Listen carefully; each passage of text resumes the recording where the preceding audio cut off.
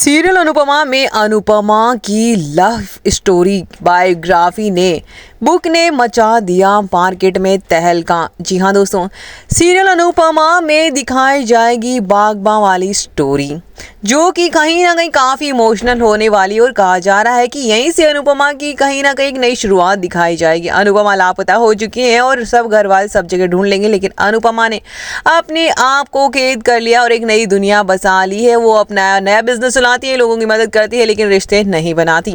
अनुपमा इसी के साथ अपनी अनुज की और अपनी लव स्टोरी लिख रही होती हैं, जिसके बाद यहाँ पर जो है धीरे धीरे वो जो है बुक होती है, वो बुक वहाँ पर जो है उसकी फ्रेंड देविका प्रिंट करवा देती है, जिसकी वजह से वो बुक इतनी ज़्यादा पॉपुलर हो जाती है कि सब शॉक्ड हो जाते हैं।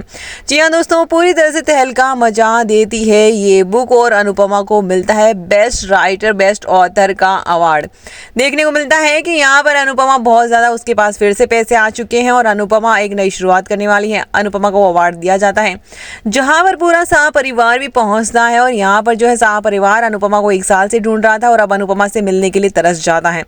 अब देविका यहाँ पर अनुपमा का मनोबल बढ़ाते नजर आएगी और अपना फ्रेंड होने का फर्ज भी निभाएगी, और अब अनुपमा देविका के साथ और भावेश के साथ ही रहती हैं।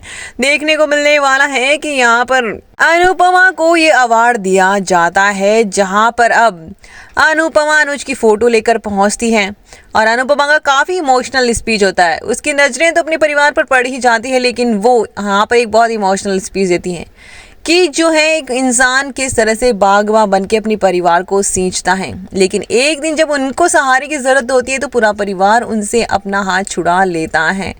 अनुपमा यहाँ पर काफ़ी इमोशनल स्पीच देती है, लेकिन अपने परिवार के एक भी सदस्य का नाम नहीं लेती हैं। यहाँ पर जो है तो बार बार ये कह रहा था कि मैं बेटा, लेकिन यहाँ पर अनुपमा को अब किसी और ने ही एक दूसरा बेटा बन चुका है उसका, और वही उसे पाल पोष रहा है, यानी कि उन्हीं के साथ तो रहती है।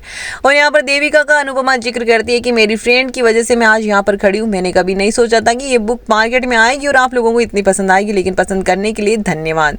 अनुपमा यहाँ पर काफ़ी इमोशनल स्पीच देती है, जिसकी वजह से सब इमोशनल भी हो जाते हैं उसकी स्टोरी सुनकर। और यहाँ पर अब जो तोशु है अनुपमा से कहता है कि हमें माफ़ कर दो, लेकिन अनुपमा यहाँ पर माफ़ नहीं करती हैं। और मीडिया और यहाँ पर देविका सबकी क्लास भी लगा देती है कि अब तुम इस अनुपमा के लिए पास लेने के आए, और राही सबसे ज़्यादा बड़ी शिकायत तो मुझे तुमसे है।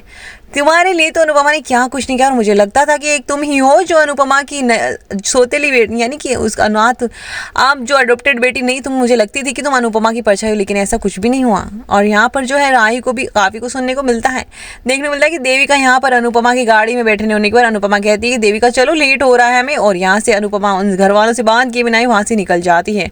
और देविका कहती है कि शायद अब अनुपमा तुम लोगों से कभी बात नहीं करेगी, और कहीं ना कहीं जो है अनुपमा की एक नई शुरुआत, एक नई कहानी शुरू हो चुकी है।